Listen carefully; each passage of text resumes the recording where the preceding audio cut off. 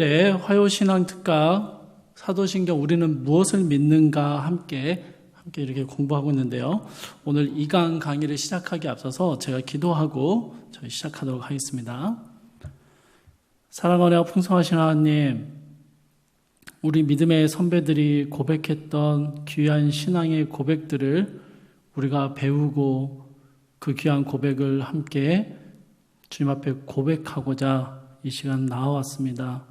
하나님, 우리의 마음과 생각을 열어주셔서 주의 말씀에 귀를 기울이게 하시고 이 귀한 신앙의 고백이 나의 고백이 될 수 있도록 이 시간 주께서 함께하여 주시옵소서. 지혜를 주셔서 깨닫게 하시고 우리가 깨달은 것을 마음에 새기고 또 붙들고 살아낼 수 있는 힘을 더하여 주시옵소서. 감사드리며 예수님의 이름으로 기도합니다. 아멘. 여러분, 한 주간 평안하셨습니까? 지난주에 사도신경 개관을 함께 나누었는데요. 우리는 이제 누군가가 우리에게 물어본다면 사도신경을 왜 암기하는 거냐, 왜 예배 때 암기를 하는 거냐라고 묻는다면 이 물음에 대해서 간단한 대답을 해줄 수 있게 되었습니다. 자, 여러분, 사도신경을요 사람들에게 어떻게 소개하시겠습니까? 사도신경은 뭐라고 대답을 해야 될까요? 사도들의 신앙 고백. 그렇죠?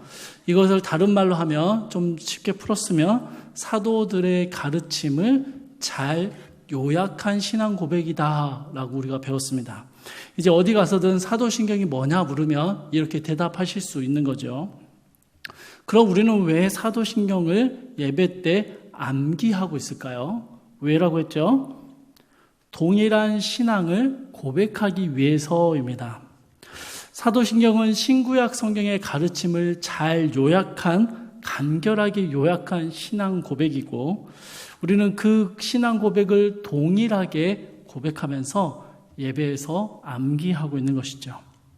여러분, 사도신경에는요 단어 하나하나에 성경의 많은 내용들을 꾹꾹 눌러 담고 있습니다. 그래서 우리가 사도신경을 주문처럼 외우지 않기 위해서는 사도신경 안에 담겨져 있는 하나하나의 고백과 그 믿음의 내용들을 이해할 필요가 있습니다. 오늘부터 사도신경을 내용들을 살펴보게 될 텐데요. 아무래도 우리가 사도신경을 공부하면서 사도신경을 암기할 때마다 이게 나의 고백이 되고 더 풍성한 이해들이 우리 가운데 찾아올 거라고 믿습니다. 먼저 사도신경의 첫 번째 조항인 성부 하나님에 대한 고백을 저희가 함께 살펴보려고 합니다. 세 번역으로 살펴볼 텐데요. 나는 전능하신 아버지 하나님, 천지의 창조주를 믿습니다 라는 고백이죠. 이것을 여러분, 저희가 지난 시간에 마지막에 이렇게 원어에 따라서 구분을 좀 했었잖아요. 원어에 따라서 빗금을 쳐서 구분을 했었는데요. 그에 따라서 다시 그 배열을 해보면 이렇게 됩니다. 나는 믿습니다. 하나님, 전능하신 아버지, 천지의 창조주, 이 네 개의 부분으로 나눌 수 있습니다. 저희는 오늘 이 네 개의 항목으로 나누어서 각각의 항목들이 가지는 의미와 그렇게 우리는 무엇을 고백하고 있는지를 살펴보려고 합니다. 먼저 사도신경에서 계속 3번이나 반복되고 있는 크레도, 나는 믿습니다라는 이 문구에 대해서 살펴보려고 합니다. 여러분, 제가 여러분께 하나의 질문을 먼저 드려볼 테요. 잘 듣고 신중하게 대답을 해 주시기 바랍니다. 자, 먼저 첫 번째 사도신경 안에 3번 반복되고 있는 문구인 나는 믿습니다라는 이 문구에 대해서 저희가 좀 살펴봐야 되는데요. 제가 하나의 질문을 좀 드려보겠습니다. 여러분, 잘 들으시고 신중하게 대답을 해 주시면 좋겠습니다. 여러분, 저를 믿으십니까? 고개를 끄덕여 주시는 분이 계셔요. 왜 믿으시나요? 자, 여러분, 너무 두루뭉실하죠? 나를 믿느냐라고 묻는 질문이 너무 두루뭉실합니다. 좀 구체적으로 제 이름이 김인천이라는 것이다, 또 혹은 목사, 남자, 유령이 아니라 살아있는 사람이다, 이런 걸 믿으십니까? 라고 물으면 믿는다라고 대답하실 수 있을 것 같습니다. 제가 전하는 게 이단의 사상들이 아닐 것이라 믿기 때문에 이 자리에 앉아 계시죠. 또 이 강의가 조금은 유익할 거라 기대하기 때문에 지금 여기에 오셨을 것입니다. 이렇게요, 저희가 믿는다라고 말할 때 여러분 이런 구체적인 내용들을 말하고 나면 여러분이 저를 믿고 계신구나라고 이야기를 그렇게 이해를 해도 되는 걸까요? 괜찮을까요? 그러면 제가 여기 오신 저를 믿고 여기 오신 모든 분들에게만 이분들에게 말씀드릴 내용이 있습니다. 제가 친하게 지내는 전문 투자자들과 기업 관계자들이 있는데요.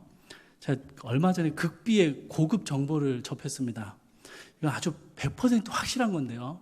한 달 안에 3배에서 10배의 수익을 보장합니다. 100%입니다. 근데 제가 여러분 자본금이 없어요. 그래서 여러분이 자본금을 좀 투자해 주시면 제가 수익을 확실하게 돌려드리겠습니다. 저를 믿고 투자해 주실 분이 계십니까? 손 한번 들어보시겠어요? 아무도 안 드시죠? 저를 못 믿으시나요? 믿긴 믿는데 믿는 것과 이건 좀 다른 영역이라 생각하시나요?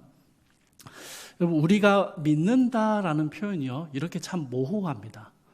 저희는요, 사실 일상 속에서 많은 믿음을 보여주면서 살아갑니다. 이곳에 오시면서 운전하면서 오셨잖아요. 운전할 때 저희가 가지는 기본적인 믿음은 뭐냐면요, 맞은편에서 오는 차량이 갑자기 방향을 틀어서 달려들지 않을 거라는 믿음을 가집니다. 그게 없으면 운전을 못하는 거죠. 몸이 아플 때는 어떻습니까? 병원에 가면 무언가 치료를 해줄 거라라는 믿음과 기대를 가지고 병원에 갑니다. 그게 없는 분들은요, 죽어도 병원 안 가십니다. 병원 가라고 해도 안 가셔요. 왜요? 믿음이 없으니까요. 식사를 할 때 밥을 먹으면서 이 음식 안에 독이 들어있거나 혹은 위해한 물건이, 위협적인 물건들이, 그 음식들이 들어있을 거라 생각하지 않기 때문에, 그 믿음이 있기 때문에 우리가 맛있게 식사를 하는 것이죠. 이동을 할 때도 마찬가지입니다. 대중교통을 타든지 걸어가든지 간에 갑작스러운 어떤 예기치 못한 사건, 사고가 발생하지 않을 거라는 기대함이 있기 때문에 우리는 마음 편하게 이동을 하는 것입니다. 기우라는 고사성어가 있습니다. 하늘이 무너질까 걱정하고 땅이 꺼지면 어떡하나 걱정하면서 밤 잠을 못 자고 음식도 제대로 못 먹었던 어떤 한 사람의 고사성어를 표현하고 있는데요. 마치 우리가 아무런 믿음이 없이 살아간다면, 모든 걸 의심하며 살아간다면 우리의 일상생활은요, 결코 정상적으로 살아갈 수가 없다는 것이죠. 그래서 우리는 반드시 무언가를 믿으면서 살아갑니다. 우리가 일일이 다 표현하고 있지는 않지만 우리는 반드시 믿으며 살아가고요. 인간관계 안에도 기본적인 믿음이 있어야 사람과 관계하는 것이 가능합니다. 그 믿음이 깨어지면 관계할 수가 없는 것이죠. 우리는 이러한 믿음에 동의를 하거나 기대를 하거나 여러 가지 믿는다라는 표현들을 쓰지만 실제적으로는요, 우리가 가진 이런 일상적인 믿음 안에 내 전 재산을 걸지는 않는다는 것입니다.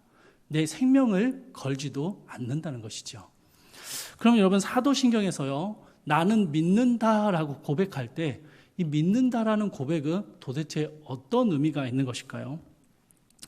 믿는다라는 의미에 대해서 저희가 이해하기 위해서 제가 믿음의 요소라고 표현하는 2가지에 대해서 저희가 좀 이해를 해야 합니다. 첫 번째는요, 먼저는 지식과 동의라는 것입니다.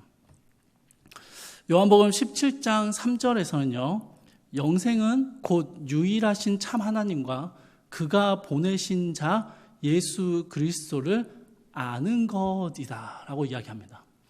그럼 이겁니다. 저희가 이 영생이라는 단어가, 여기 안에는 믿음이라는 단어가 표현되진 않지만요, 영생이라는 단어가 믿음을 가진 자들에게만 허락되는 하나님의 은혜임을 생각할 때 이 영생을 믿음이라는 단어로 바꿔 쓰는 것도 가능합니다. 이런 말입니다, 여러분. 믿음이라는 게 도대체 뭐냐? 유일하신 하나님과 예수 그리스도를 아는 것, 그것이 믿음이라는 것입니다. 신학적으로는요, 이 안다라는 개념을 굉장히 중요하게 여깁니다. 이 안다라는 개념에 있어서 하나님을 아는 지식과 하나님을 아는 경험, 이 2가지를 안다라는 표현 안에 담아냅니다. 이걸 여러분 영어로는요, knowing God, knowing about God이라고 부르는데요. 이건 한국어로 번역하면 이런 겁니다. 하나님을 아는 것과 하나님에 대해서 아는 겁니다. 이 차이를 아시겠습니까? 하나님을 아는 것은요, 하나님을 경험적으로 아는 것입니다. 하나님이 어떤 분이신지를 경험적으로 아는 것이죠. 저 인간관계로 생각해 보십시오. 여러분이 저를 안다라고 말할 때 저와 인격적인 교제와 일대일의 만남과 깊은 관계들이 있을 때 저를 경험적으로 안다라고 표현하는 것이죠. 근데 저에 대해서 안다, 하나님에 대해서 안다라는 것은요, 지식적인 것을 이야기합니다. 하나님에 대해서 일목요연하게 하나하나 지식적인 것들을 아는 것이죠. 객관적인 사실들을 아는 것이죠. 그래서 여러분, 신학적으로는요, 이 두 가지의 알을 하나님을 아는 것이다 라고 표현을 합니다. 그래서 첫 번째로 우리가 믿는다라고 말하기 위해서는 이러한 지식, 아는 것이 알미 있어야 한다는 것이죠. 말씀 한 구절을 더 찾아보겠습니다. 그러므로 믿음은 들음에서 나며 들음은 그리스도의 말씀으로 말미암았느니라. 이 로마서 말씀에서는요, 뭐라고 말하냐면요, 우리에게 믿음이 어떻게 생겨나느냐 했을 때 들어야 생겨난다는 것입니다. 뭐에 대해서 듣는 것입니까? 하나님에 대해서 들어야 되고 예수 그리스도에 대해서 들어야 하고 배워야 우리 안에 믿음이 생겨난다라고 표현하는 것이죠. 물론 여러분, 이 모든 걸 다 떠나서 믿음은 하나님이 우리에게 주시는 선물입니다. 하지만 그럼에도 불구하고 하나님이 우리에게 믿음을 갖게 하시는 과정을 보시면 지식을 주신다는 것입니다. 하나님을 아는 지식을 주시고 경험을 주셔서 하나님을 알게 하시고 거기에서 우리 안에 믿음이 생겨나게 한다는 것이죠. 그래서 여러분, 지식은 우리의 믿음으로 가는 첫 번째 단계입니다. 그리고 그 지식을 그저 객관적으로 알고 이해하는 것 정도뿐만 아니라 그것을 우리의 것으로, 그것을 진리로 인정하는 것이 지식과 동의, 믿음의 첫 번째 요소라는 것이죠. 믿음은 믿음의 대상에 대해서 아는 것에서 출발해서요, 그 지식을 가질 뿐만 아니라 거기에 동의하는 것으로 믿음이 시작되는 것입니다. 이해가 되십니까? 그리고 인정이 되시죠? 자, 두 번째, 믿는다라는 의미, 믿음의 요소의 두 번째는요, 신뢰와 순종입니다. 신뢰라는 단어는요, 저희가 자주 쓰는 단어인데요, 신뢰라는 단어는 사전적인 의미가 이렇습니다. 굳게 믿고 의지함입니다. 굳게 믿고 의지하는 것입니다. 신뢰라는 것에 대해서 제가 어떻게 여러분과 함께 나누면 좋을까 생각하다가 문득 이게 생각났습니다. 여러분, 혹시 놀이공원에 가보신 적 있으시죠? 최근에는 없다 해도 있으실 겁니다. 여러분, 놀이공원, 이게 에버랜드에 있는 T-익스프레스라는 건데요, 정말 아찔합니다. 재밌습니다. 이 아찔한 놀이기구를 탈 때요, 여러분은 무엇을 의지하십니까? 안전벨트를 의지하시죠. 안전바가 갑자기 들여 올려지지 않을 거라 믿고, 열차가 탈선하지 않을 거라 믿고 놀이기구에 탑승을 하는 것입니다. 여러분, 여기서 믿는다라고 말할 때는요, 내 생명과 안전을 맡기는 것입니다. 그렇죠? 이게 신뢰입니다. 우리는 놀이기구가 움직이는 원리도 모르고요, 이걸 얼마나 잘 점검했는지도 모릅니다.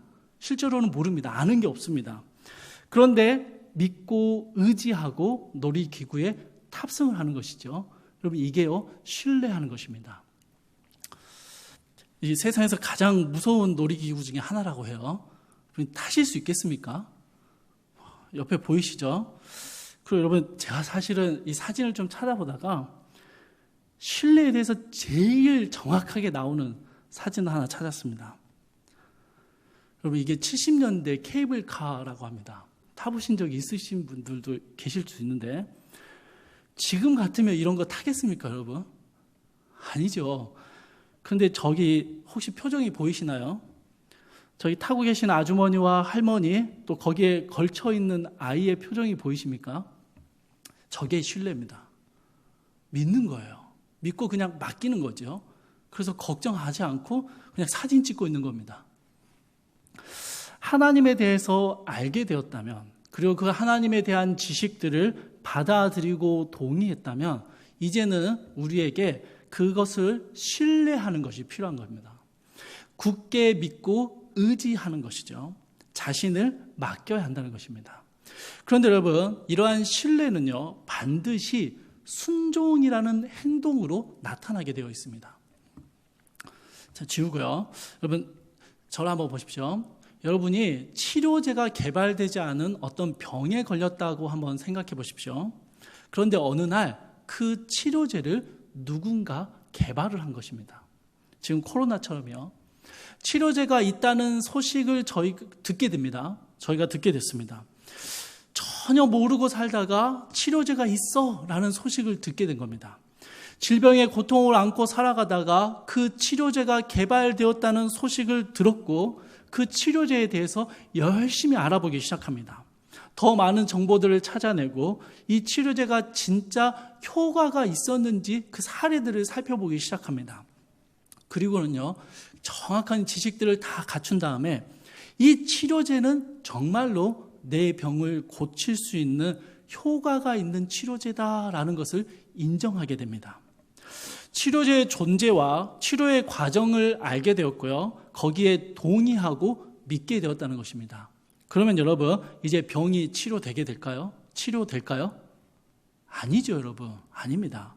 실제로 치료가 되기 위해서는 내가 그 치료제를 직접 복용해야 하는 것입니다. 나는 분명히 치료제의 존재와 치료제가 효과가 있다는 것을 믿습니다. 믿지만 그것만으로는 안 된다는 것이죠.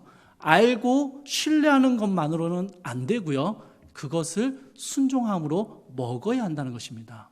여러분, 이게 믿음의 아주 중요한 요소들입니다. 말씀을 한번 살펴볼까요? 마태복음 9장 20절에서 22절에 나오는 혈루증 여인에 대한 이야기인데요. 제가 말씀 읽어드릴게요. 12해 동안이나 혈루증으로 앓는 여자가 예수의 뒤로 와서 그 겉옷가를 만지니 이는 제 마음에 그 겉옷만 만져도 구원을 받겠다 함이라. 예수께서 돌이켜 그를 보시며 이르시되 딸아 안심하라 내 믿음이 너를 구원하였다 하시니 그 여자가 그 즉시 구원을 받으니라. 여러분, 이 본문을 여러분 한번 잘 보십시오. 12년 동안 혈루증으로 고통을 받던 여인이 예수님의 소문을 들었습니다. 예수님이 어떤 질병도 고치시는 분이라는 소문을 들었겠죠. 어떤 기대와 희망을 가지고 예수님을 찾아 나왔습니다. 그리고 이분이라면 내 병을 고치실 수 있을 것 같다라는 확신과 신뢰를 가지게 되었습니다. 그래서 여러분, 이 여인이 뭘 했습니까? 겉옷을 만졌습니다. 겉옷만 만져도 내 병이 나을 거라는 신뢰를 했고 실제로 손을 내밀어서 겉옷을 만졌다는 것입니다. 예수님께서요, 이 여인의 이 모든 과정, 그냥 겉옷만 만졌지만 예수님은 그 모든 과정을 다 아시고 이 여인을 바라보시면서 이렇게 말씀하십니다. 내 믿음이 너를 구원하였다. 여러분, 이해가 되시죠? 이 여인의 과정을 보시면요, 예수에 대해서 알았고 그리고 그분을 신뢰했고 그분 앞에 손을 뻗는 순종의 행동을 보였습니다. 그리고 그 모든 것들을 예수님께서는 믿음이라고 표현해 주셨다는 것이죠. 말씀 한 구절을 또 보겠습니다. 같은 본문인데요. 바로 밑에 있는 본문인데 마태복음 9장 27절에서 30절 말씀입니다. 이 말씀도 제가 한번 읽어드리겠습니다. 예수께서 거기에서 떠나가실새 두 맹인이 따라오며 소리질러 이르되 다윗의 자손이여 우리를 불쌍히 여기소서 하더니 예수께서 집에 들어가심에 맹인들이 그에게 나아오거늘 예수께서 이르시되 내가 능히 이 일을 할 줄을 믿느냐? 대답하되 주여 그러하오이다 하니 이에 예수께서 그들의 눈을 만지시며 이르시되 너희 믿음대로 되라 하시니. 똑같은 과정을 겪어 나가고 있습니다. 여러분 보십시오. 두 맹인이요, 예수님을 뭐라고 고백하고 있습니까? 다윗의 자손이라고 표현하고 있습니다. 이 두 맹인은요, 예수님이 다윗의 자손으로 오시는 메시아이심을 알았고 믿었고 확신했던 것입니다. 그래서 그 예수님 앞에 나와서 소리 지르고 있습니다. 다윗의 자손이여 우리를 불쌍히 여겨 주시옵소서라고 소리 지르는 행동을 보여주고 있다는 것이죠.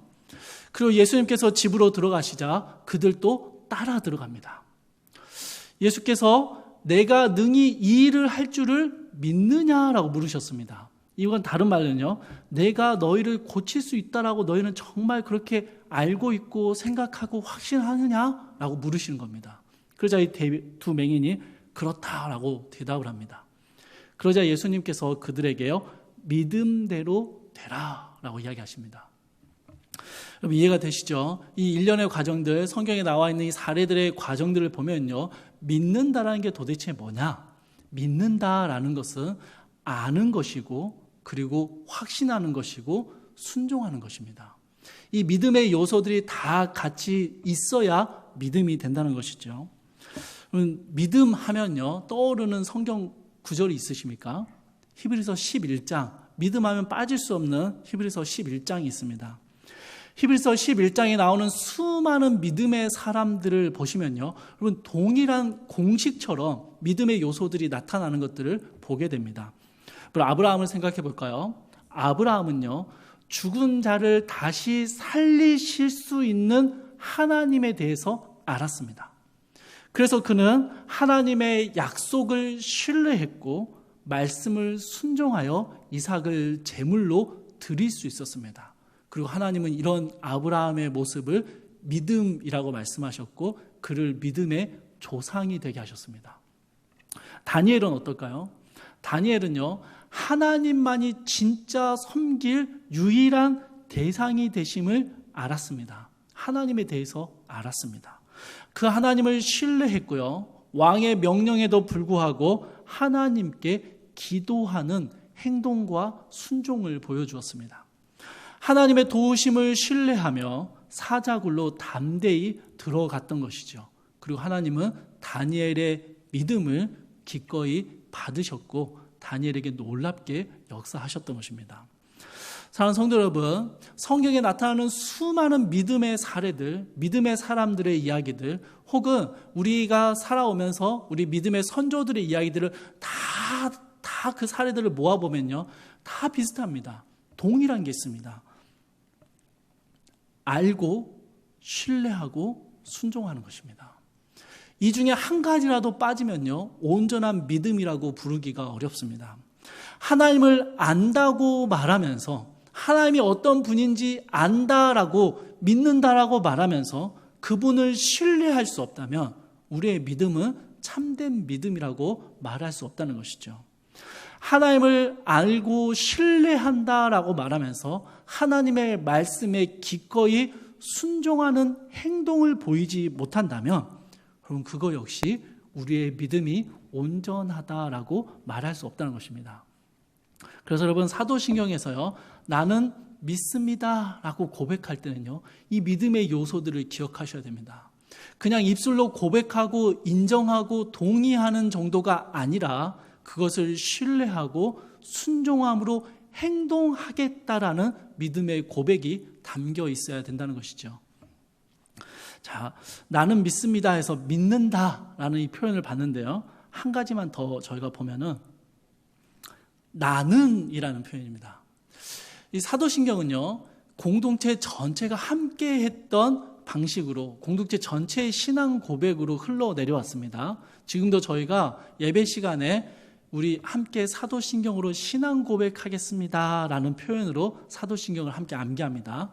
그냥 사도신경 하시겠습니다, 혹은 사도신경으로 예배를 시작하겠습니다, 이런 표현들보다는 사도신경으로 신앙 고백하시겠습니다 라는 표현이 오히려 사도신경에 가장 적합하다고 저는 생각하는데요, 그때 우리가 함께 고백하기 때문에 우리라는 표현을 쓸 수 있음에도 불구하고 사도신경은요, 철저하게 나라는 표현을 쓰고 있습니다. 내가 믿는 것입니다.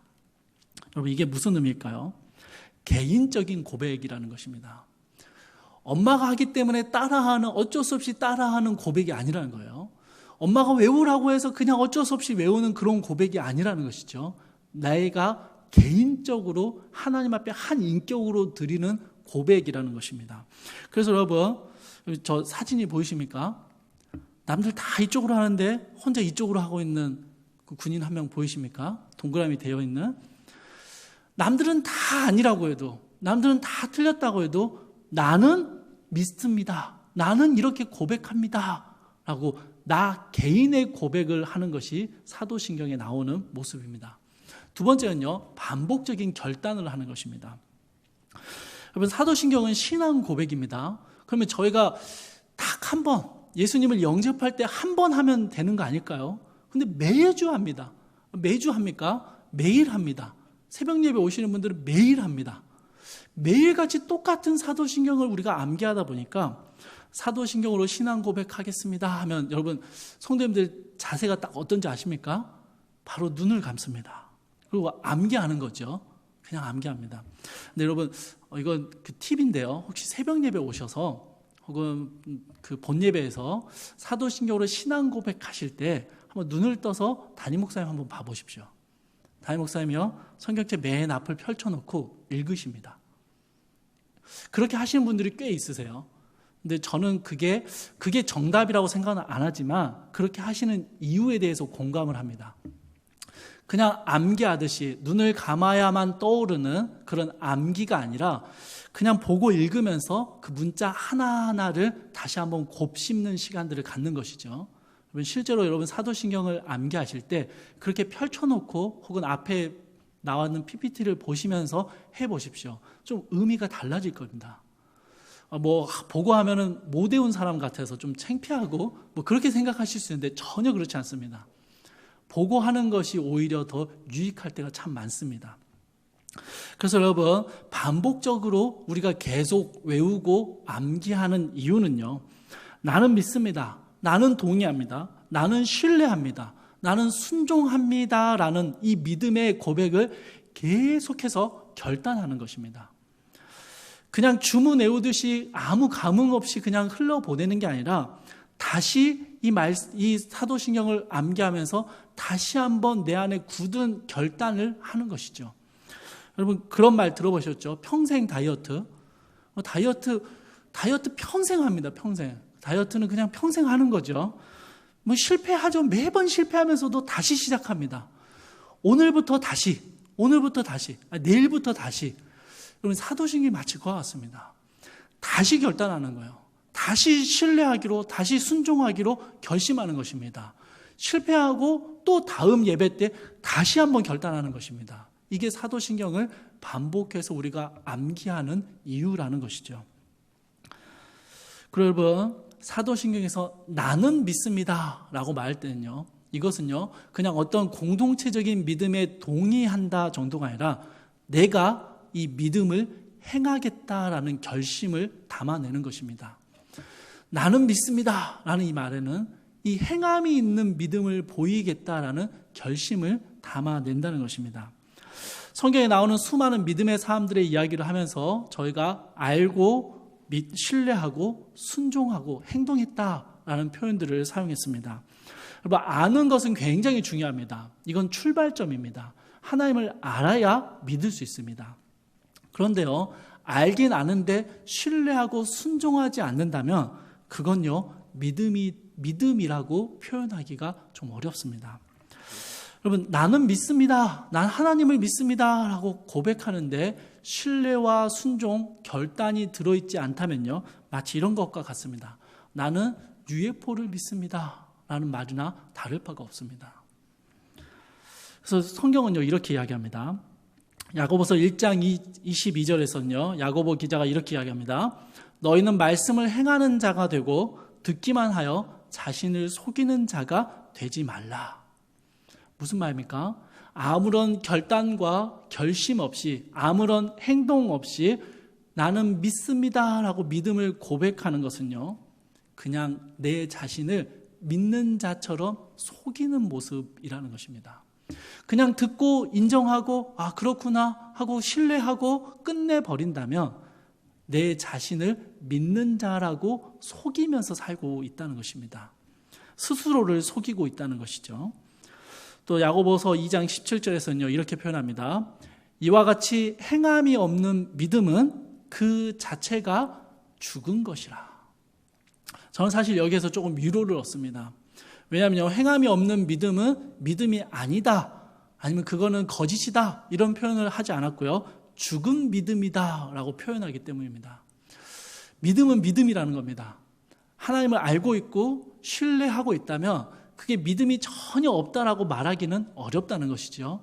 그런데 그 믿음이 정말 생생하게 살아있는 생명력 있는 믿음이 되기 위해서는 뭐가 있어야 된다고요? 행함이 있어야 된다는 것입니다. 결심이 있어야 되고 순종이 있어야 된다는 것입니다. 그게 없으면 죽은 믿음을 가지고 있다라고 야고보 기자가 이야기하는 것이죠. 말씀 하나만 더 보겠습니다. 야고보서 2장 19절입니다. 내가 하나님은 한 분이신 줄을 믿느냐? 잘하는도다. 귀신들도 믿고 떠느니라. 이 말씀은 굉장히 충격적입니다. 귀신들도요, 하나님의 존재를 알고 신뢰한다는 것입니다. 여러분 이해가 되십니까? 귀신들도요, 하나님이 누구신지를 알고 그분을 신뢰하기 때문에 두려워 떱니다. 그런데 여러분, 귀신들은 하나님을 믿는 행위를 보이지 않는다는 것이죠. 그런데 마치 우리가 하나님이 한 분이신 줄을 알고 믿고 그분을 신뢰하는데 아무런 순종과 행함을 보이지 않는다면 그 믿음은 뭐라고요? 딱 귀신들만큼 믿는다는 것입니다. 귀신들이 믿는 것과 똑같다는 거예요. 굉장히 충격적인 말씀이죠. 우리의 믿음 가운데 결단과 개인적인 고백과 행함을 보여주지 않는다면 우리의 이 믿음의 고백들은요, 귀신들의 고백이나 다를 바가 없다라고 말하는 것입니다. 사랑하는 성도 여러분, 나는 믿습니다 라는 이 짧은 문구 안에 우리는 굉장히 많은 믿음의 요소들을 담아내면서 고백하고 있는 것입니다.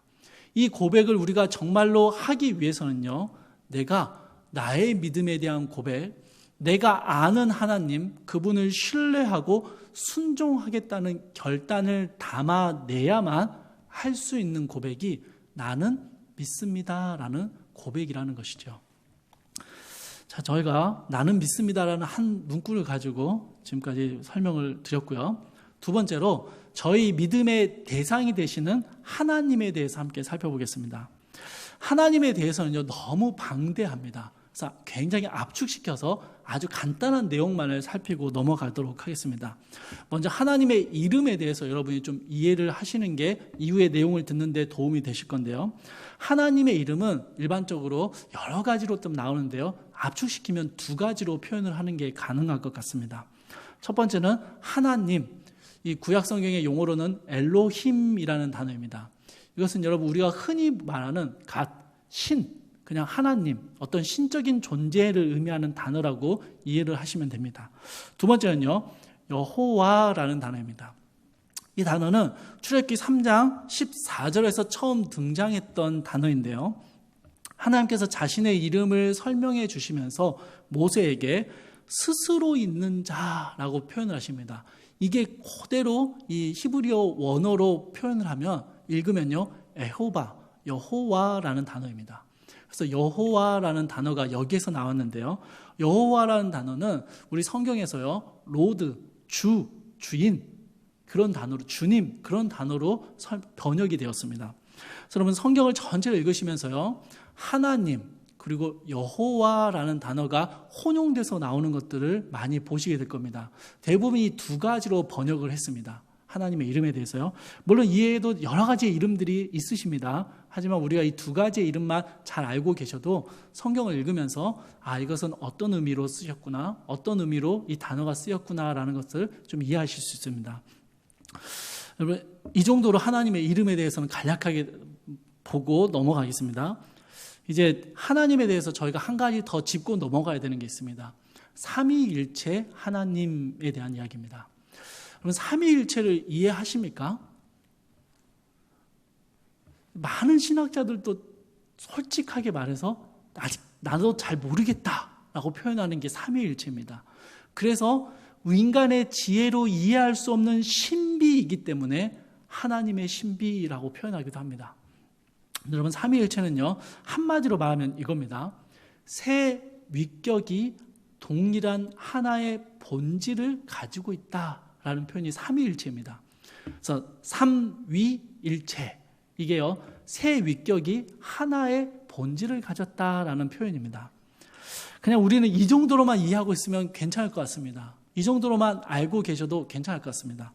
근데 좀 더 막 이걸 좀 설명해 보고 싶을 때가 있잖아요. 좀 처음 신앙을 가진 분에게 제일 하나님에 대해서 설명하기 어려운 부분이 삼위일체입니다. 다른 건 뭐 그냥 이렇게 설명을 어떻게든 하겠는데 삼위일체는 어떻게 설명을 못 하겠어요. 그냥 새 위격의 하나의 본질 외워. 그렇게 알면 돼. 뭐 이렇게 말하고 싶은 그런 충동을 느끼는 것이죠. 근데 여러분 삼위일체에 대해서 설명을 해보렸던 시도들이 좀 있습니다. 한번 보시면요. 삼위일체를 성경 안에서 설명해 내기 위해서 창세기 1장 26절과 마태복음의 말씀을 가장 중요한 본문으로 기록을 하는데요. 창세기 1장 26절을 보시면 하나님이 이르시되 우리의 형상을 따라 우리의 모양대로 우리가 사람을 만들자라는 표현이 나옵니다. 하나님이 말씀하시는데 세상이 창조되기 이전에 하나님께서 누군가와 대화를 하시면서 야, 우리의 형상대로 우리의 모양대로 우리가 사람을 만들자라는 표현을 사용하고 계시는 것입니다. 여기에서 하나님이 단수적인 존재가 아니라 복수적인 존재로 계셨음을 우리는 알 수 있는 것이죠. 또 마태복음 28장 19절은 더 명확하게 나옵니다. 그러므로 너희는 가서 모든 민족을 제자로 삼아 아버지와 아들과 성령의 이름으로 세례를 베풀어라 라는 예수님의 지상 명령이 나옵니다. 근데 여러분 여기에서요, 아버지와 아들과 성령의 이름이라고 해서 이 삼위의 하나님이 다 등장을 하고 있습니다. 그런데 여러분 여기서 특징적인 것은요, 아버지, 아들, 성령, 사실은 이렇게 묶으면 복수잖아요. 세 존재인데 그 뒤에 이름이라고 다 했습니다. 이름들이 아니라 복수 형태가 아니라 이름이라는 단수로 표현했다는 것이죠. 그래서 여러분 이 두 개의 본문을 가지고 삼위일체라는 교리를 우리가 정립을 했습니다. 사실 삼위일체는요, 성경 안에 아주 분명하게 드러나 있는 교리는 아닙니다. 삼위일체라는 단어와 표현이 성경 안에 들어있지 않습니다. 그러나 성경의 많은 부분에서는요, 아버지 하나님과 성자 예수님 그리고 성령 하나님에 대한 이야기들을 담아내고 있고, 그 성경의 가르침을 따라서 우리는 삼위일체 하나님에 대해서 고백을 하는 것이죠. 근데 여러분 삼위일체에 대해서요, 정확하게 설명을 하기는 참 어렵지만 아닌 것을 말씀드릴 수는 있습니다. 삼위일체에 대해서 우리가 오해하거나 잘못된 가르침에 빠지지 않도록 삼위일체를 잘못 가르치고 있는 사례들을 몇 가지 보여드리도록 하겠습니다. 하나는요, 물의 비유를 하는 것입니다. 물이 원래 화학 공식이 H2O인데 그게 액체일 때는 물이다가 고체일 때는 얼음이고 기체일 때는 수증기가 된다. 근데 본질은 안 바뀐다. 그래서 물과 얼음과 수증기, 하지만 본질은 H2O, 변하지 않는다. 그래서 물에 빗대어서 설명을 하는 것이죠. 어떻습니까, 여러분? 참 괜찮은 것 같다라는 생각이 드시기도 하죠. 실제로 좀 너무 어린 아이들에게는 이렇게 가르치기도 합니다. 실제적으로 아이들에게 좀 이해를 돕기 위해서 이렇게 가르치기도 하는데 이건 굉장히 잘못됐습니다. 왜냐하면요, 마치 하나님을 어떤 상황에 따라서 형태를 바꾸는 분으로 설명하기 때문입니다.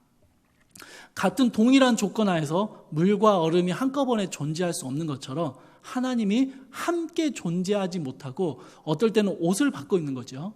어떨 때는 성부의 옷을 입고 나타나셨다가 어떨 때는 얼른 벗고 성자 옷으로 갈아입으시는 그런 모습으로 설명하는 아주 잘못된 설명입니다.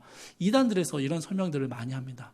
또 하나의 설명은요, 성부, 성자, 성령을 어떤 교집합적인 모습으로 그리는 것입니다. 그래서 이분들이 따로 있긴 한데 어떤 공통점을 가지고 있다 정도로 설명을 하는 것이죠. 근데 이것도 여러분 굉장히 잘못됐습니다. 왜냐하면요, 성자 예수님은 온전한 동등한 하나님이십니다. 성령님도 하나님이시고요, 성부도 하나님이십니다. 온전한 하나님, 온전한 본질을 가지고 계시다라는 것이 삼위일체의 가르침입니다. 그럼 여러분, 우리가 이해하기 좀 쉬운 도식화된, 가장 좀 이해하기 편한 도식화된 모습은요, 이런 모습입니다. 성부와 성자와 성령이 각각 따로 계시는데 동일하진 않으십니다. 각각 다르십니다. 하지만 그들의 본질은 동일한 하나이십니다. 이것도 이해가 잘 안 되시죠? 잘 안 되실 겁니다. 저도 잘 모르는데 뭘 설명하겠습니까? 근데 여러분 분명한 것은요, 성부, 성자, 성령이 각각 존재하시며 그 세 분이 동등한 하나님의 본질을 가지고 계시다라는 것이 우리의 믿음이라는 것입니다. 이 삼위일체의 믿음을 여러분 잘 견지하고 계시는 게 너무너무 중요한 게요, 사도신경도 삼위일체적인 고백이고요, 신앙의 많은 부분들이 삼위일체적인 고백 가운데 들어가기 때문입니다. 그래서 여러분 삼위일체 하나님에 대해서요, 저희가 이 모든 걸 다 잊어버리셔도 괜찮고요, 이 모든 걸 다 잊어버려도 괜찮고 지금 말씀드리는 것만 잘 기억하시면 삼위일체는 끝났습니다. 이거 보십시오. 구원에 관련돼서 삼위의 하나님이 우리 가운데 어떻게 역사하시는가를 우리는 그걸 알면 됩니다. 나머지의 영역은 신학자들에게 좀 맡겨두셔도 되는 영역이에요. 성부는 구원을 계획하셨습니다. 그분은 구원을 계획하셨습니다. 성자는 구원을 성취하셨습니다. 십자가에서 하나님의 구원 계획을 성취하신 것이죠. 그러면 성령님은 뭘 하셨느냐? 성령님은요, 그 십자가의 구원을 우리 각 사람에게 적용하십니다. 각 사람이 그 십자가의 구원의 은혜를 누릴 수 있도록 적용시켜 주시는 일을 하고 있다는 것입니다. 성부, 성자, 성령께서요, 삼위일체 하나님께서 한 사람의 구원을 위해서 함께 협력해서 구원의 역사를 이루어 가시는 것, 그게 우리가 고백하는 삼위일체적인 믿음, 삼위일체 하나님에 대한 고백이라는 것이죠. 이 정도만 하고 우리 이제 다음으로 넘어가겠습니다. 세 번째로는요, 우리의 세 번째 고백, 전능하신 아버지라는 고백입니다. 이건 두 개로 나눠볼 텐데요, 전능하신 하나님에 대한 고백과 아버지 하나님에 대한 고백입니다. 시간이 많이 가네요. 좀 빠른 속도로 하겠습니다. 자, 우리가 믿는다라고 고백할 때 그 믿음의 대상인 하나님을 알고 신뢰하고 순종하는 것이다 라고 설명을 드렸습니다. 자, 이제 우리가 아는 하나님에 대해서 압축해서 한 단어로, 한 문장으로 요약한다고 했을 때 전능하신 아버지라고 표현할 수 있습니다. 하나님은 어떤 분이신가 라고 설명할 때 그분은 전능하신 아버지이시다라고 설명할 수 있다는 것입니다. 첫 번째, 여러분, 전능하신 하나님에 대한 이야기는요, 창세기 11장 1절에서 제일 먼저 등장합니다. 가장 처음으로 등장하는 게 창세기 11장 1절인데요. 제가 읽어드릴게요. 아브라함이 99세 때에 여호와께서 아브라함에게 나타나서 그에게 이르시되 나는 전능한 하나님이라. 너는 내 앞에서 행하여 완전하라 라고 말씀하십니다. 그런데 여러분, 이 말씀의 바로 앞에 있는 창세기 16장 16절 말씀도 저희가 참고로 좀 봐야 되는데요. 하갈이 아브라함에게서 이스마엘을 낳았을 때 아브라함이 86세였더라. 밑줄 그어진 데가 보이시죠, 여러분? 딱 한 절 차이입니다. 창세기 16장 16절 다음이 창세기 17장 1절입니다. 그런데 그 사이에 몇 년의 시간이 흘렀습니까? 13년의 시간이 흘렀습니다. 하나님은 아브라함을 불러내시고 아브라함과 교제하시고 끊임없이 대화를 나누셨고 말씀하셨던 분인데요. 아브라함이 하나님의 약속을 신뢰하지 못하고 다른 행동, 불순종하는 행동, 이스마엘을 낳았을 때 86세가 되었을 때 그 일을 행했을 때 하나님은 13년간 침묵해 버리십니다. 13년간 아브라함의 힘으로 이스마엘을 길러내고 그를 후계자로 삼으려는 온갖 시도들을 했겠죠. 하나님은 그 13년의 시간 동안 침묵해 버리셨습니다. 하나님의 약속이 끊어진 것처럼 보였다는 것이죠. 그리고 그 13년이 지난 다음에 하나님께서 99세인 아브라함에게 나타나셔서 뭐라고 말씀하십니까? 나는 전능한 하나님이라 라고 소개하십니다. 무슨 의미일까요? 전능하신 하나님에 대한 첫 번째 의미는요, 불가능을 가능하게 하시는 분이다 라는 의미입니다. 아브라함이 86세 때만 해도요, 그때만 해도 자기는 가능하다고 생각했던 것 같아요. 이스마엘을 낳을 수 있고 이스마엘을 후계자로 삼을 수 있다라고 생각했던 것 같습니다. 13년의 시간이 지나서 아브라함이 이제는 불가능해, 이제는 도무지 할 수 없어 라고 생각할 때야 하나님은 그에게 나타나셔서 뭐라고 말씀하십니까? 나는 전능한 하나님. 불가능한 것들을 가능하게 하는 하나님이다라고 소개하고 계시는 것입니다. 하나님은 불가능을 가능하게 하시는 분이다라는 것이 이 전능하신 하나님에 대한 첫 번째 우리의 고백입니다. 두 번째는요, 전능하신 하나님이다라고 고백할 때는요, 어떤 가능성이 아닌 완전함에 대한 고백을 올려드리는 것입니다. 이게 무슨 말이냐면요, 한 가지의 질문을 드려볼게요. 하나님께요, 불가능한 일이 있을까요? 다시 한번, 하나님께서 못하시는 일이 있을까요? 있습니다. 충격적이죠? 하나님 전능하신데 불가능한 게 있고 못하시는 게 있대요. 못하시는 게 있습니다. 하나님은요, 자기의 성품을 부인하는 일을 못하십니다. 자기에게 모순되는 일은 못하십니다. 이게 좀 이해가 안 되시면요, 제가 영화 한 편을 소개해 드릴게요. 브루스 올마이티라는 영화가 있습니다. 보신 분이 있는지 모르겠는데, 이 영화는요, 이 저 주인공이 어느 날 하나님이라는 분을, 전능한 하나님을 만납니다. 이제 영화상에서 만나요. 그 전능한 하나님이 이 브루스라는 이 배우에게, 이 사람에게 전능함의 그 능력을 줍니다. 그러니까 이제부터 이 사람이 전능해집니다. 뭐 별의별 일을 합니다. 막 찻잔에서 막 모세 홍해 가르듯이 찻잔 가르고요, 커피 가르고 막 그런 것도 합니다. 그래서 전능한 일을 합니다. 그런데 세상이 어떻게 변했을까요? 난장판이 됩니다. 이 사람에게 전능함은 있는데요, 완전함은 없는 겁니다. 전능하기 때문에 사람들의 수많은 요구들을 막 다 들어주는데요, 세상이 물난리가 나고 전쟁이 터지고 난장판이 되는 것입니다. 여러분, 하나님이요, 전능하신 하나님이 변덕을 부리신다면 어떨까요? 전능하신 하나님이 오늘은 기분이 좋아서 다 들어주시고 내일은 기분이 별로라서 안 받아주시는 그런 분이라면 어떨까요? 우리가 그분을 믿을 수 있을까요? 신뢰할 수 있을까요? 아니죠, 여러분. 우리가 그분을 믿는다라고 말할 때요, 전능하신 하나님을 믿을 때 그분의 성품과 그분의 그 가진 속성을 믿는 것입니다. 그걸 고백하는 것입니다. 그래서 여러분, 전능하신 하나님이다라고 우리가 표현할 때는요, 그분이 뭐든지 할 수 있는 분입니다. 그분은 뭐든지 불가능한 게 없습니다라는 고백이라기보다는 그분은 완전하십니다. 그분은 자신이 뜻하신 바를 반드시 이루시는 분이시고 하나님이 뜻하신 모든 일들을 이루시는 능력이 있으십니다. 그 모든 것이 하나님의 성품 안에서 완전합니다 라는 고백이 들어가 있다는 것입니다. 그래서 여러분, 하나님 뭐든지 할 수 있는데 왜 이건 안 해주십니까? 하나님 이건 못하시나요? 하나님 못하는 게 있는 거예요. 악한 일을 못하시고요, 하나님의 성품을 모순되는 것들을 못하시는 겁니다. 하나님 저를 사랑하지 마세요. 하나님 못하십니다. 하나님 우리를 사랑하시는 하나님이시기 때문에 우리를 끝까지 사랑하시고 추적하신다는 것입니다. 여러분, 이해가 되십니까? 전능하신 하나님을 우리가 고백할 때요, 우리는 그 하나님의 완전하심을 고백하는 것입니다. 물론 하나님은 능력의 하나님이셔서 불가능한 걸 가능하게 만드시는 분이십니다. 하지만 하나님은요, 모든 것을 가능하게 한다라기보다는 모든 것을 완전하게 이루시는 전능하신 하나님이십니다.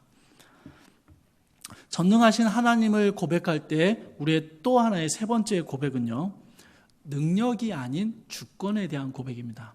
두 번째와 연결이 되는 것이죠. 전능하신 하나님, 그러면 우리에게 필요한 모든 것을 다 주실 수 있는 분, 우리가 이렇게 이해하면요, 여러분, 알라딘의 요술램프의 지니 정도밖에 안 되는 것입니다. 그분은 뭐든지 할 수 있는 겁니다. 내가 악한 것을 명령해도 요구해도 해 주셔야 하는 분, 그 능력이 있기 때문에 그걸 하셔야 되는 분 정도로 이해하게 된다는 것입니다. 그래서 우리는요, 전능하신 하나님을 고백할 때 그분이 가지신 능력이 한계가 어디냐, 그분은 도대체 뭐까지 할 수 있냐, 이것도 하실 수 있느냐, 그런 질문을 가지는 게 아니라요, 그분의 주권에 대해서 관심을 가져야 합니다. 전능하신 하나님께서 주권을 가지고 내 삶 가운데서 어떻게 일하시는가, 그분의 능력을 구하는데 우리의 초점이 맞춰져 있어야 한다는 것이죠. 말씀을 다시 한번 볼게요. 창세기 17장 1절에서 하나님께서 아브라함에게 나는 전능한 하나님이다 라고 나타나셨습니다. 그리고 나서 아브라함에게 명령하신 게 있습니다. 이 빨간 글씨만 저희 같이 한번 읽어볼게요. 이건 중요해서 같이 읽겠습니다. 함께 읽겠습니다. 너는 내 앞에서 행하여 완전하라. 여러분, 하나님께서요, 나는 전능한 하나님이야 라고 설명하시고 하나님이 전능하시다라는 의미가 도대체 뭐냐? 아브라함에게 가르쳐 주신 게 이겁니다. 너는 내 앞에서 행하여 완전하라. 너는 나의 주권 아래 있음을 인정하고 내 주권 아래 살아가라. 이 이야기를 하시는 것입니다. 수많은 믿음의 사람들이요, 전능하신 하나님을 믿었기 때문에 그 하나님 앞에서 살아갔습니다. 그 하나님의 존전 앞에서, 그 하나님의 얼굴 앞에서 살아가는 그분의 주권을 인정하는 삶을 살아갔다는 것입니다. 사랑하는 성도 여러분, 전능하신 하나님을 믿습니다라고 우리가 고백하면요, 우리는요 바로 그 하나님 앞에서 살아가고 있음을 고백하는 것입니다. 전능하신 하나님이라고 고백하면서 숨어서 죄악을 저지르면서는 하나님 이걸 모르시겠지라고 생각하는 건 너무 웃기지 않습니까? 아무도 모르는 곳에서 범죄하면서 전능하신 하나님께서 이거는 모르시겠지라고 생각하는 이상한 모순을 우리는 행하고 있다는 것입니다. 전능하신 하나님에 대한 고백은요, 우리의 삶의 모든 것들이 그 하나님 앞에 있음을 고백하는 것입니다. 그리고 바로 그 전능하신 하나님의 주권이 우리의 삶을 이끌어가고 있음을 고백하는 것이죠. 자, 이제 저희 아버지 하나님에 대해서 함께 이야기를 나눠보겠습니다. 시간이 많이 쫓기긴 해요. 자, 빨리 하겠습니다. 아버지 하나님에 대해서는요, 구약성경과 신약성경에 나온 부분들이 있는데요, 구약성경의 부분들은 빨리 읽겠습니다. 창조주로서의 아버지에 대한 설명이 나옵니다. 말라기서 2장 10절을 보면요, 하나님께서 우리를 지으셨기 때문에 그분을 아버지라고 부를 수 있다라고 표현하는 것입니다. 맞죠, 여러분? 우리를 지으셨기 때문에 그분을 우리의 출생, 우리의 생명을 주신 아버지라고 표현할 수 있는 것입니다. 또 신명기 32장 6절에서도요, 그는 내 아버지시요 너를 지으신이다 라고 표현합니다. 그렇죠? 우리를 지으셨기 때문에 그분을 우리의 아버지라고 부르는 게 아주 마땅한 것입니다. 구약성경은 이렇게 아주 타당한 창조주 아버지에 대한 고백들을 좀 담아냅니다. 또 어떤 부분에서는요, 이스라엘의 아버지로 하나님을 표현합니다.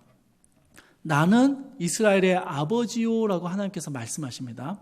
에레미야 31장 9절에서 하나님의 이 말씀은 내가 이스라엘을 낳았고 이스라엘을 길렀고 이스라엘의 아버지다, 지었다, 이런 표현들을 담아내고 계시는 것입니다. 여러분, 구약 성경은요, 비록 아버지라는 표현이 종종 나오기는 하는데 실제적으로 구약 성경의 이스라엘 백성들은요, 하나님 앞에 자신을 어떻게 인식했냐면 하나님의 백성 혹은 하나님의 종이라는 인식을 가지고 있었습니다. 구약성경 전체를 보시면요, 아버지 하나님에 대한 인식보다는 백성, 종, 하나님의 권속, 그런 개념들을 많이 가지고 있습니다. 그런데 여러분, 이게요, 신약성경으로 넘어오면서 그 아버지의 의미가 굉장히 부각됩니다. 신약성경을 보시면요, 먼저 그리스도께서 이 땅에 오셔서 하나님과 자신의 관계를요, 이렇게 표현하셨습니다. 우리 주 예수 그리스도의 아버지.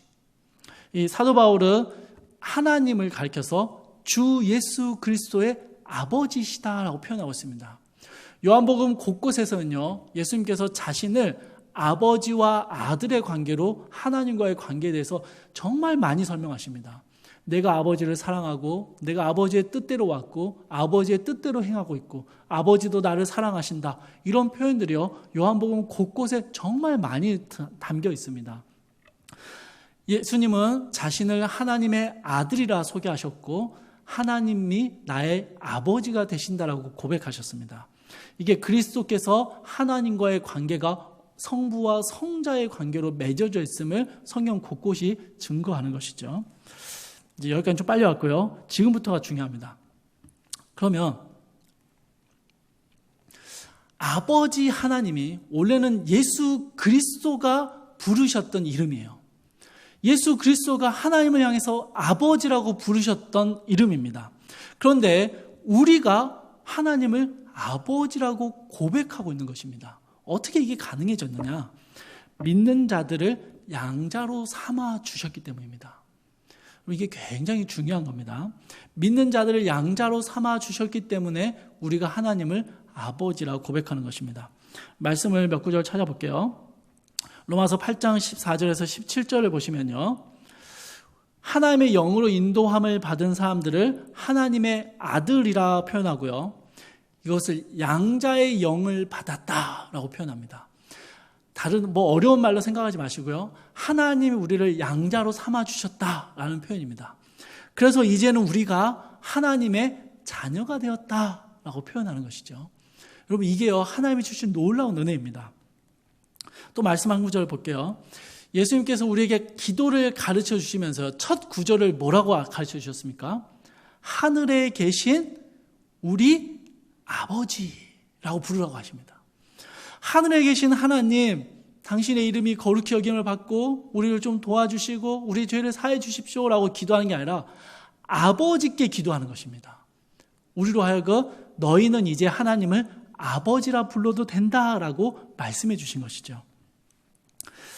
요한복음 1장 13절에서는요, 하나님을 아버지라 부를 수 있는 사람들이 이렇게 표현합니다. 하나님께로부터 난 자들.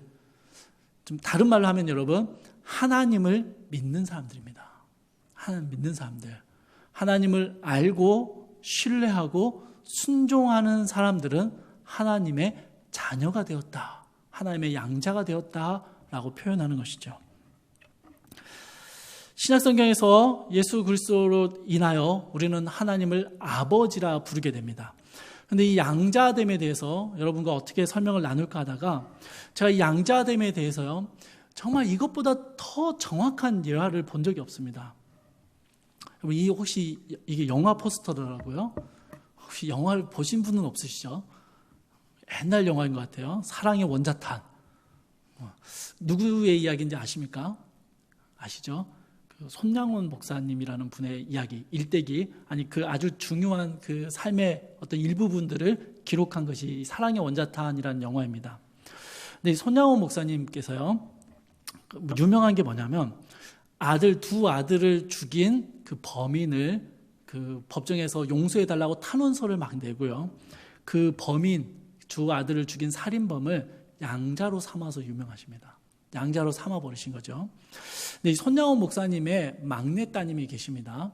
이 막내 따님이 신대원 저희가 수업을 들을 때 한국 교회사라는 수업을 듣는데 그 교회사 수업의 마지막 시간, 종강하는 시간에 이분이 꼭 오셔서 간증을 해주셔요. 간증을 해주시는데 이분의 긴 간증들을 제가 다 기억은 못하는데 이 한 문구만 다 기억합니다. 아버지가 그 두 오빠를 죽인 살인범을 용서하기로 했다, 사랑하기로 했다라고 결정하실 때 너무 가슴이 아팠고 공감할 수 없었는데, 그런데 아버지는 목사니까, 아버지는 하나님의 사랑을 전하고 가르치는 목사니까 그렇게 할 수 있겠다라고 이해해보고 용납해보려고 했다는 거예요. 그런데 어느 날 이 아버지가 그 살인범을 집으로 데려온 거예요. 그리고는 이제부터 내 아들이다 라고 말하는 겁니다. 그때 이 권사님이, 이 나이 드신 권사님이 그때 어렸죠. 권사님이 이렇게 소리쳤다는 거예요. 아빠는 그럴 수 있는데, 아빠는 사랑해 줄 수 있고 용서해 줄 수 있고, 그래서 우리도 하나님 생각해서 용서해 줄 수는 있는데, 그런데 굳이 아들로 삼을 필요는 없잖아요. 이렇게 외치셨다는 거예요. 저는 이게 양자됨에 대한 아주 정확한 예화라고 생각합니다. 하나님이 우리의 죄를 용서해 주셨잖아요. 우리를 십자가에서 구원해 주셨잖아요. 우리의 죄의 형벌들을 사해 주셨잖아요.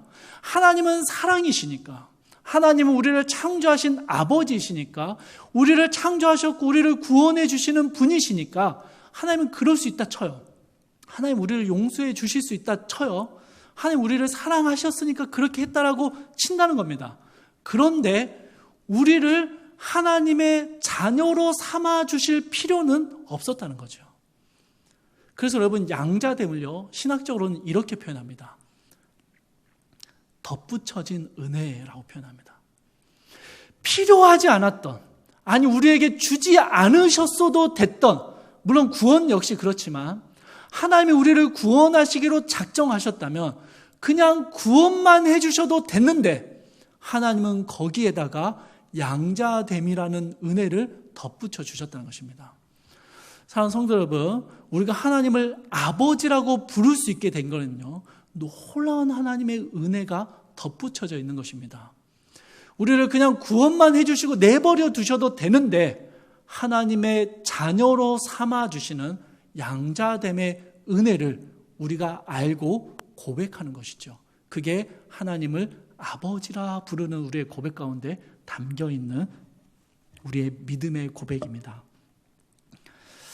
아버지 하나님, 그 아버지 하나님이 우리를 양자로 삼아주셨고 우리에게 그 덧붙여진 은혜를 더해 주셨습니다. 그러면 여러분, 우리가 그 하나님의 그 은혜를 알고 하나님 향해서 아버지라고 부를 때는요, 또한 뭐가 들어가야 될까요? 우리의 순종과 결단이 들어가야 되는 것이죠. 그냥 알고 믿고 신뢰하는 것 정도가 아니라 그거에 대한 순종이 보여지는 것입니다. 그게 뭐냐면요, 하나님을 닮아가는 것입니다. 아버지 하나님이라고 고백할 때 우리는 하나님을 닮아가겠다라는 고백을 하는 것입니다. 자, 요한일서 3장 1절에서 3절의 말씀을 보면요, 하나님께서 우리에게 어떠한 사랑 가운데 하나님의 자녀라 일컬음을 받게 하셨는가라고 감탄을 한다며 마지막 절을 보십시오. 연두색으로 칠해진 부분을 보시면요, 그의 깨끗하심과 같이 자기를 깨끗하게 하느니라. 여러분, 양자됨의 은혜를 알고 거기에 감동하고 신뢰하는 사람은요, 당연히 어떤 모습을 보인다고요? 하나님의 깨끗하심을 닮아 나도 깨끗해지려고 노력한다는 것입니다. 여러분, 이게 믿음입니다. 하나님이 나를 자녀로 삼아주셨구나, 감사하다 고백에서 멈추는 것이 아니라 그 자녀답게 살기 위해서 노력하는 행동을 보이는 것, 순종하는 것, 그것이 하나님을 닮아가는 고백이라는 것입니다. 말씀 한 구절 더 볼게요. 에베소서 1장 3절에서 6절에서도요, 하나님이 우리로 하여금 자기의 아들들이 되게 하셨는데 그 목적이 거룩하고 흠이 없는 것, 그리고 그의 영광의 은혜의 영광을 찬송하게 하려는 것이다 라고 표현하고 계십니다.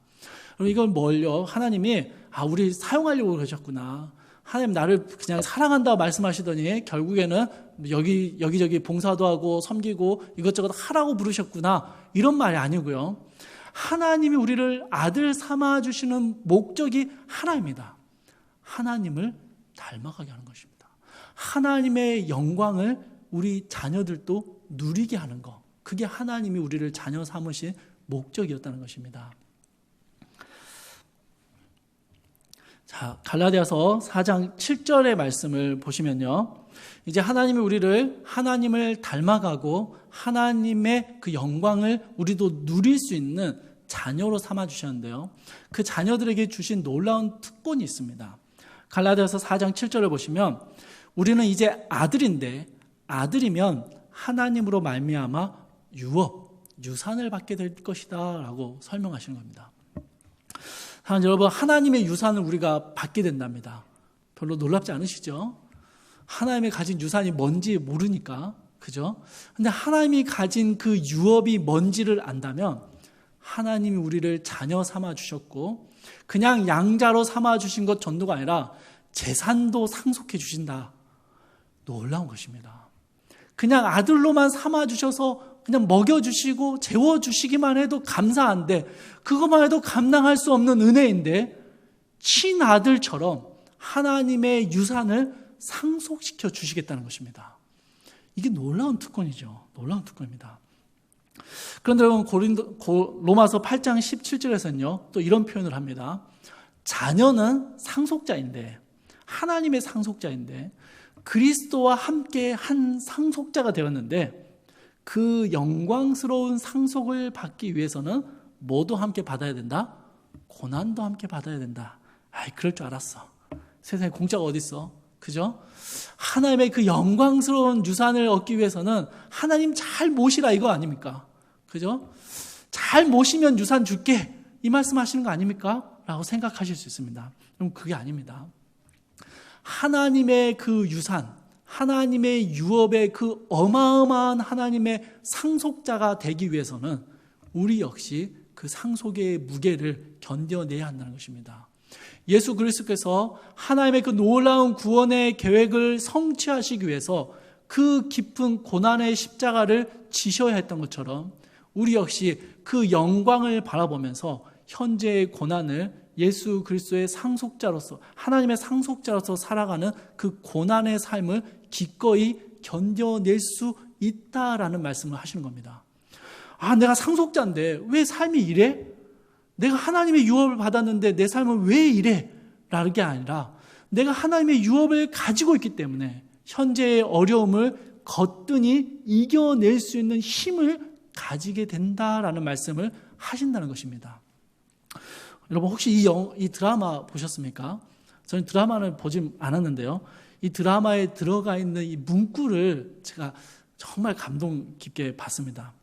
원래는 섹스피어가 이 희극 중에 하나인 헨리 4세라는 희극에서 담았던 대사인데요.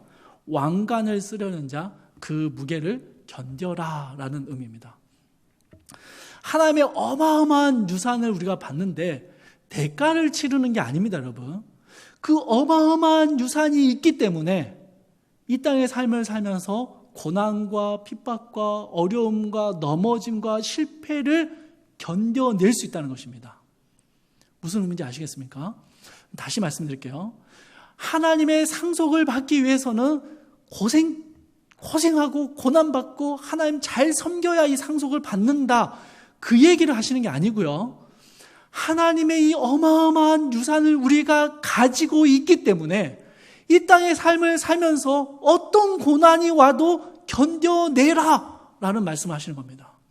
이 땅에 살면서 어떤 어려움이 와도 하나님이 주신 이 유산을 안고 그 삶을 거뜬히 이겨낼 수 있다라는 말씀을 우리에게 하시는 것입니다.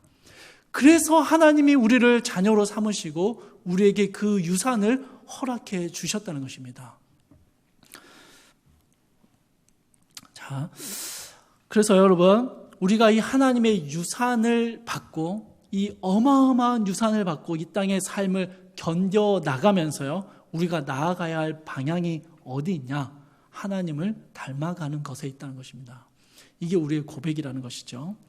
너희 아버지의 자비로우심 같이 너희도 자비로운 자가 되라.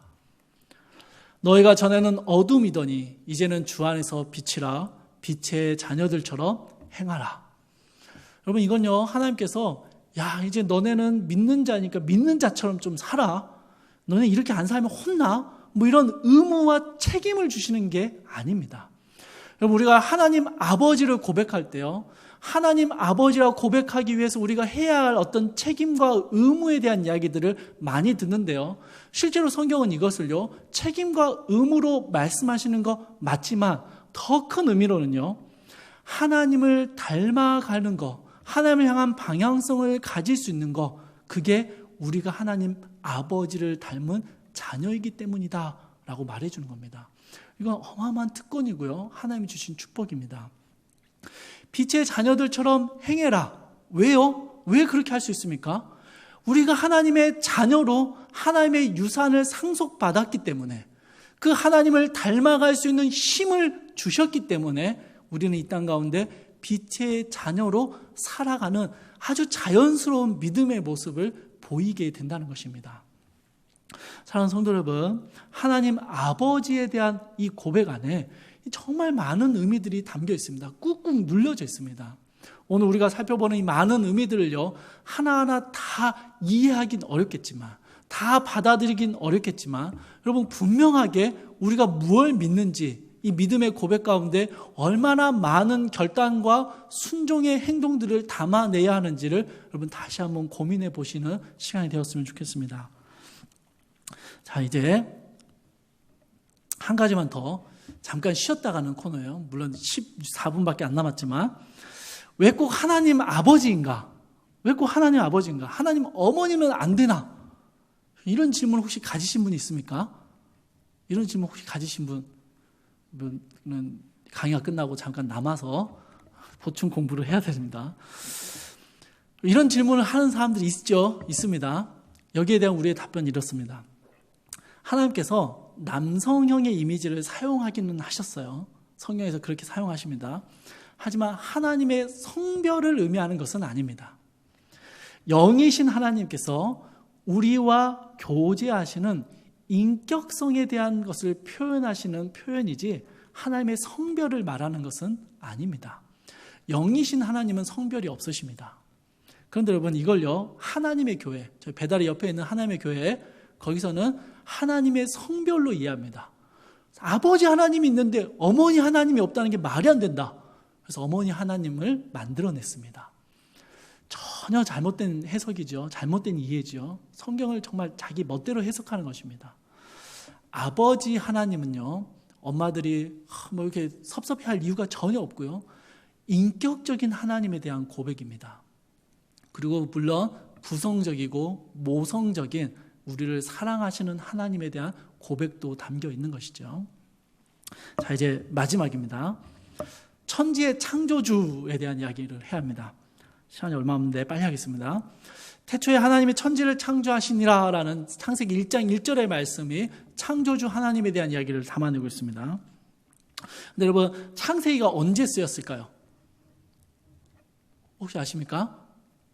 창세기는요, 모세가 출애굽한 이후 광야에서 기록했습니다. 자, 모세가 출애굽한 이후 광야에서 기록한 것이 창세기이고 모세오경이라 불리는 책들입니다. 근데 여러분, 이때의 상황을 상상을 한번 해보십시오. 이 출애굽하기 전에 이스라엘 백성들이요, 애굽에서요 무려 400년의 시간을 거기서 노예로 살았습니다. 430년의 시간을 노예로 살았는데요, 이집트라는 곳이 어떤 곳입니까, 여러분? 한번 보여드릴게요, 사진을. 이게 여러분, 이집트에 있는 고대 신전, 발굴된 신전입니다. 어마어마하죠. 지금 일부분밖에 못 보여드린 거고요. 이 전체적인 크기가 정말 어마어마한 신전들입니다. 이런 신전의 모습이 있고요. 또 이집트 하면 탁 떠오르는 게 있죠, 여러분. 우리 피라미드, 그죠? 정말 지금도 불가사의한, 세계 불가사의 중에 하나로 꼽히는, 어떻게 사람이 저걸 건축할 수 있었는지 현대 기술로도 어려운 이 피라미드에 관련된 이집트에 이 놀라운 문물들이 있습니다. 여러분, 이스라엘이요, 이집트에서 노예로 430년을 살면서 이집트의 신들의 이 어마어마함을 봤습니다. 이집트의 신전의 신상들을 보면서요, 정말 입이 떡 벌어지는 그 신전들을 보면서 이집트 신들이 가진 그 놀라운 힘을 봤습니다. 이집트라는 나라가 그 신전을 웅대하게 짓고, 그 이집트라는 나라가 온 전 세계를 막 지배하면서 정복하는 그 강대한 애굽을 보았던 것입니다. 파라오, 신의 아들도 보았습니다. 이 놀라운 우상들의 그 엄청난 것 속에서 파묻혀 살았던 게 이스라엘입니다. 근데 이스라엘이 믿는 하나님은 어떠셨습니까? 아무 힘이 없는 하나님. 이스라엘을 아무런 도움도 못 주는 하나님이었습니다. 그렇게 430년을 지나왔습니다. 그러다가 출애굽의 사건을 겪으면서요, 이집트의 신과 하나님이 대결하는 구도가 펼쳐집니다. 여러분, 출애굽에 하기 전에 10가지의 재앙들을 기억하시죠? 10가지의 재앙이요, 가만 보면 하나님과 이집트 신과의 대결입니다. 애굽 파라오와의 대결이죠. 그걸 통해서 하나님은 이스라엘을 건져내셨습니다. 이스라엘이 뭘 봤을까요? 와, 우리 하나님이 이집트의 이 위대한 신들을, 이 엄청난 신들을 이기신 강한 분이구나 라고 생각을 했습니다. 그리고 그들이 알고 있는 하나님의 이름은 여호와라는 이름입니다. 여호와라는 이름을 알고 있습니다. 모세를 통해서 알려주신 여호와라는 이름. 그래서 여호와 하나님, 우리와 함께 하시는 하나님, 우리를 구원하시는 힘 있는 하나님으로 그 여호와를 이해했습니다. 자, 말씀 한 구절 볼게요. 창세기 2장 3절부터 4절의 말씀인데요, 사실 저희가 시간이 없어서 다 못 살펴보는데, 창세기 1장 1절부터 2장 3절까지는요, 창조주 하나님에 대한 호칭을요, 하나님이라는 단어를 사용합니다. 저 위에 연두색으로 되어 있죠. 하나님이 이렇게 표현합니다. 2장 4절로 넘어오면서 갑자기 뭐가 하나 더 붙었습니다. 뭐가 붙었습니까? 여호와 하나님이라고 표현합니다. 이게 무슨 의미일까요? 아까 말씀드렸다시피 광야로 나온 이스라엘이요, 여호와의 놀라운 능력을 체험했습니다. 그 여호와가 이집트의 신보다 더 센 분, 우리 여호와가 더 세! 이러면서 막 우쭐해하면서 나왔습니다. 그런데 하나님이 모세를 통해서 창세기를 기록하면서요, 창세기 1장 1절에서 2장 3절까지 창조의 내용들을 대략적으로 먼저 이야기하시면서 하나님, 어떤 신에 대한 이야기를 합니다. 어떤 신이 있는데 그 창조주인 신이 이 세상을 만들었어 라고 이야기가 2장 3절까지 이어지는 겁니다. 2장 4절에서 갑자기요, 그런데 그 신이 바로 우리 여호와이셔 라고 설명하는 겁니다. 우리는 별 감흥이 없는데요, 당시 이스라엘을 한번 생각해 보십시오. 우리가 그렇게 이집트의 신보다 더 세다고, 그 정도로 더 강하다라고 생각했던 여호와가 사실은 누구라고요? 천지의 창조주이시다라는 선언을 하는 것입니다. 그냥 우리와 가까이 하시고 우리를 그저 건져내 주셨고 싸워서 이겨주신 그 정도의 분으로 생각했는데, 그분이 사실은 그 정도가 아니라 온 천지 만물의 창조주이신 하나님이셨다라고 선언하는 것입니다. 이게 이스라엘에게는요, 엄청난 충격으로 다가오는 것입니다. 왜냐하면 여러분, 이스라엘은 우상들이 넘치던 상황 속에서 살았습니다. 그래서 우상의 힘이 얼마나 강한지를 체험했어요. 그 우상들이 엄청난 것들을 보면서 자랐습니다. 그래서 그냥 그 우상과 하나님이 싸워서 하나님이 좀 더 세구나, 그 정도 생각했어요. 그런데 그분이 창조주라고 선언하니까 뭐가 되냐면요, 그들이 여태까지 받고 강하다고 생각했던 그 우상들이 뭐라고요? 다 거짓이었다는 것을 알게 되는 것입니다. 하나님 외에는 모든 것들이 다 거짓이었구나라는 것을 알게 되는 거예요. 하나님이 온 우주 만물의 창조주시라면 이집트에서 그렇게 떠받들던 수많은 신들, 이집트의 사회를 이끌어가던 수많은 신들은 다 가짜였구나라는 것을 깨닫게 되는 것입니다. 그래서 여러분, 유물론, 무신론, 범신론, 하나님의 유일하심을 부정하는 수많은 이론들, 수많은 우상들은 다 거짓된 것이다 라는 것을 하나님이 선언하시는 것입니다. 그래서 여러분, 우리가요, 하나님이 창조주이십니다 라고 선언할 때는요, 우리가 믿을 분은 오직 한 분, 하나님 분이십니다 라는 고백을 하는 것입니다. 하나님이 온 세상의 창조주시라면 이 땅의 유일한 신은 하나님 한 분밖에 계시지 않다는 것이죠. 나머지는 다 만들어진 신이라는 것입니다. 다 가짜라는 것이죠. 이것을 하나님은 보여주셨고 오늘날 우리는 이 고백을 하고 있는 것입니다. 자, 태초에 하나님이 천지를 창조하셨다라는 거 안에 또 들어있는 의미는요, 무에서 유를 만들어내셨다는 의미가 있습니다. 창세기 1장 2절에는요, 땅이 혼돈하고 공허하며 흑암이 깊음 위에 있고 하나님의 영은 수면 위에 운행하셨다라는 표현이 있습니다. 사실 이 부분이요, 신학적으로 참 많이 논쟁이 있습니다. 저희는 그냥 하나님이 무에서 유를 창조했다 이 정도로 알고 있잖아요. 근데 실제로 신학적으로 많은 고민들이 있습니다. 왜냐하면 여러분, 창세기 1장 2절에서 땅이 있었대요. 한 창조하기 전에 땅이 이미 있었네, 이 이야기가 되는 거예요. 혼돈했고 공허했고 이런 표현들이 나오니까. 근데 여러분, 제가 결론적으로 말씀드리면요, 그 모든 것들이 좀 주장에 가깝고요, 실제적으로는 하나님이 온 세상의 만물을 창조하셨다라고 믿는 것이 우리의 믿음의 고백입니다. 좀 너무 간단하게 대답을 드려서, 근데 나중에 궁금하시면 따로 같이 공부하면 좋을 것 같아요. 근데 창세기 1장 1절의 고백은 태초에 하나님이 천지 우주 만물을 창조하셨음을 분명하게 선언하고 있습니다. 그리고 우리는요, 무에서 유를 만드신, 아무것도 없는 것에서 있는 것을 만들어내시는, 빛이 없는 곳에서 빛이 있으라 하셨고 빛의 개념을 만들어버리신 하나님을 믿고 있는 것입니다. 자, 그래서요, 무에서 유를 만들어내셨다라는 이 표현이 어떤 것으로 이어지냐면요, 하나님은 피조물과 완전히 구별되셨다라는 것을 보여줍니다. 이것을 여러분 우리가 좀 다른 말로 표현하면 비의존성이라고 부르는데요, 인간은 반드시 누군가에게 의존을 합니다. 자, 서두에 말씀드렸다시피 인간은요, 무언가를 믿으며 살아갑니다. 나는 믿는 거 아무것도 없고 나는 나를 믿어. 이런 사람은 잘못된 거예요. 그래서 생각을 못 하는 거예요. 누군가를 반드시 믿고 무언가를 믿으며 살아갑니다. 말씀드린 대로 일상 가운데 우리는 그런 믿음이 없다면 살 수가 없습니다. 나만 잘한다고 교통사고 안 나는 거 아니잖아요. 다른 사람을 믿어야 하고 사회를 믿어야 하고 그래야만 우리가 삶을 살아갑니다. 그래서 여러분, 우리는 반드시 무언가에 의존한 채 살아갑니다. 근데 하나님은 어떠실까요? 하나님은 의존하지 않으십니다. 하나님의 이름이 뭐였죠? 스스로 계신 분, 스스로 있는 자. 하나님은 무언가에 의존해서 계시는 분이 아니라 스스로 계시는 분입니다. 그래서 여러분, 하나님과 피조물은요, 절대로 같아질 수 없는 엄청난 간격이 있습니다. 피조물은 창조주를 기대어 살아갈 수밖에 없고, 창조주는 아무에게도 의존하지 않은 채, 피조물에게도 의존하지 않은 채 스스로 존재하십니다. 자, 고린도전서 8장 6절에서의 말씀을 저희가 한번 볼게요. 우리에게는 한 하나님 곧 아버지가 계시니 만물이 그에게서 났고 우리도 그를 위하여 있고 또한 한 주 예수 그리스도께서 계시니 만물이 그로 말미암고 우리도 그로 말미암아 있느니라. 그러니까 하나님으로부터 생겨난 모든 피조물들은 하나님께 의존되어 있음을 설명하는 것입니다. 그죠, 여러분?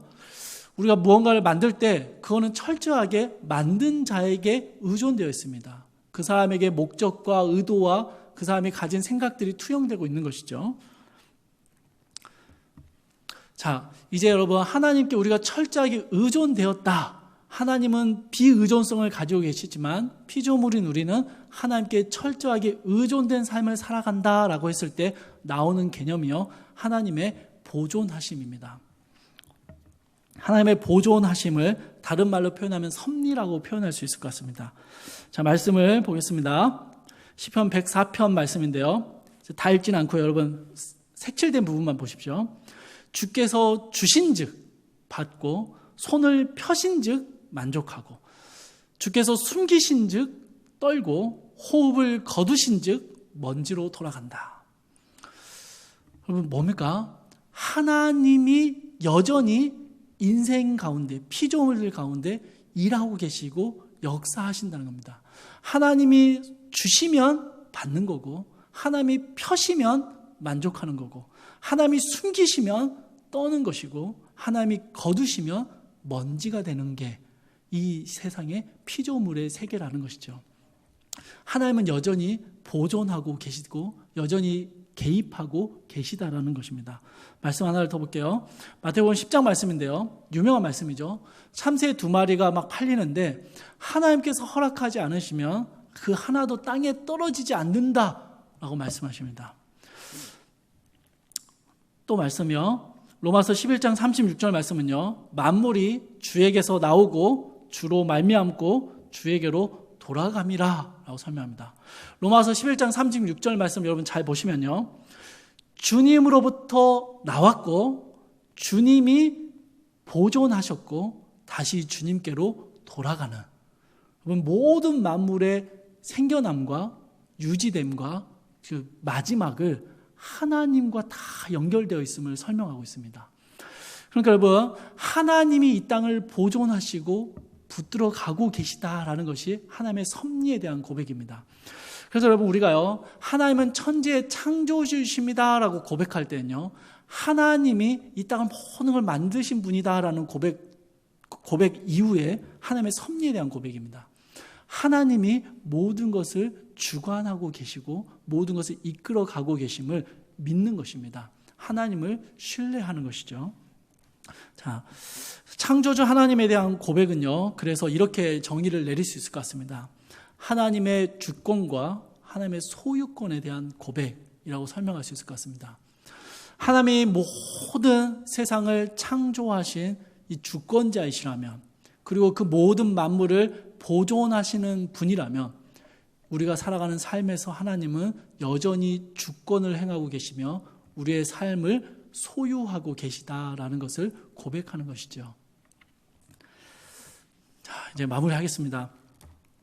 마무리하면서 저희 하이델베르크 요리문답 26문을 가지고 이 전체 내용을 결론적으로 마무리를 할 수 있을 것 같습니다. 여러분 그 나눠드린 프린트물 안에 이 26문 전문이 실려 있는데요. 질문은 이렇습니다. 전능하신 성부 하나님, 천지의 창조주를 나는 믿사오며 라고 고백할 때 당신은 무엇을 믿는 겁니까? 라는 질문입니다. 이 질문에 대한 답을 저희가 한 목소리로 읽고 오늘 강의를 마무리하려고 합니다. 읽으면서 여러분 되게 마음에 좀 감동이 되실 수 있다는 생각이 들어요. 우리가 고백하는 모든 것들을요, 이 긴 문장으로 우리 신앙의 선배들이요, 오랜 고민하고 함께 탐구하며 이 고백을 계속 해왔던 것입니다. 같이 읽어보겠습니다. 천천히 같이 읽겠습니다. 우리 주 예수 그리스도의 영원하신 아버지께서 아무것도 없는 중에서 하늘과 땅과 그 가운데 있는 모든 것을 창조하셨고, 또한 그의 영원한 작정과 섭리로서 이 모든 것을 여전히 보존하고 다스리심을 믿으며, 이 하나님께서 그의 아들 그리스도 때문에 나의 하나님과 나의 아버지가 되심을 나는 믿습니다. 그분을 전적으로 신뢰하기에 그가 나의 몸과 영혼에 필요한 모든 것을 채워주시며, 이 눈물 골짜기 같은 세상에서 당하게 하시는 어떠한 악도 협력하여 선을 이루게 하실 것을 나는 조금도 의심치 않습니다.